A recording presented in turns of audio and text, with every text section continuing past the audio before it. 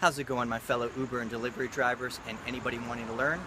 Welcome back to the Driverman channel. I'm your man Jose. There was an interview done by Kevin, the Apptrepreneur, with the CTO, Chief Technology Officer of Tryp. His name is Taha Abbasi. And this was about a 1-hour interview live streamed where he asked Mr. Abbasi numerous questions, and he fielded them well and answered them, and I thought Kevin did a great job. All credit goes to him for the information in this video. I'm simply giving the facts that were revealed in this video of mine so that you guys are aware of them and can be up to date and up to speed on where they're at and all that good stuff. So without further ado, let's get it on. Okay, so one of the first things we learned was that Tryp is not 100% live yet. In other words, it's not at the 24/7 point where you can turn it on and request a ride in any market or anything like that. The event on August 18th was actually more of a test launch, or you could even call it a beta launch. The CTO even said that he felt perfectly fine with us calling it that if that's what we felt like calling it. So at the moment, no drivers who are signed up are being charged that monthly fee, because it wouldn't be fair to them if they're not able to recuperate that amount right away with riders, because what they don't have yet is enough riders. Next thing we're going to talk about is the rates. They don't have actual set rates for any specific market yet. Once they are going to go live 24/7, they will be discussing those with the drivers based on what the market is saying, and they want to have more of an interaction with the drivers and figure out what works and what's competitive, and not just hey it's this. So that's still to be determined. However, there was a spreadsheet that the CTO shared his screen with us, and it showed the rates that are charged by Lyft and a potential matchup comparison along with Tryp. And in that one, basically the rates were pretty much identical, the difference being the amount that the rider takes home after the ride versus with Lyft. And of course the difference in the fees, which in this case is the currently $195 booking fee. Now, as far as that $195 booking fee, what is that for? Well, the majority of it is to cover credit card processing fees.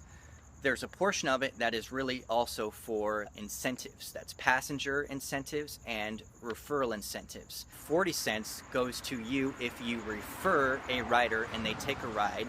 10 cents goes to you if you simply take a Tryp ride. The rest of it, as far as what he described, is to cover overhead things such as credit card processing, because they're not taking it out of the fare. Speaking of the fare, Mr. Abbasi stated that Tryp considers the fare to be what is charged to the rider per minute and per mile. So that booking fee is not considered to be part of the fare. Therefore, them saying that they do pay the passengers 100% of the fare is considered to be correct, because that is not something that they're charging to the rider based on where they're going and how long it takes. It's just a separate fee to cover overhead. Mr. Abbasi also mentioned that that $195 booking fee is subject to change.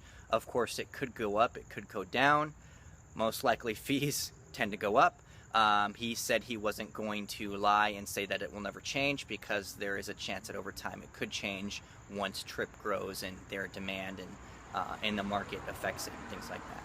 Next point is they do not yet have a policy on weapons. They don't know how they're going to go about that yet. Ratings. So as far as ratings, when a passenger specifically gives a bad rating, like 3 stars or below, he stressed that they have to provide a reason for that rating, and that it will be reviewed by Tryp, as opposed to just having it immediately impact the customer's overall rating and then bringing it down and considering deactivation. At the moment, they are not considering deactivation for any drivers.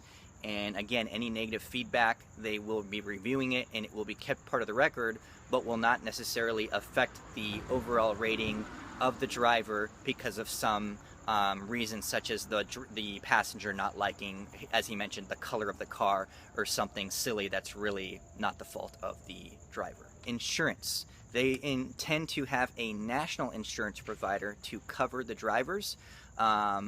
as opposed to having different ones in different markets like Lyft and Uber tend to have. And that policy will have a $1,000 deductible. Last point I will cover is they mention the ability to favorite a driver if a rider likes one. However, the ability to request that specific driver is still out. He mentioned approximately 45 to 90 days before they can actually incorporate requesting that driver that you like, but the feature to favorite them is currently integrated. I believe that covers everything that was revealed in the video.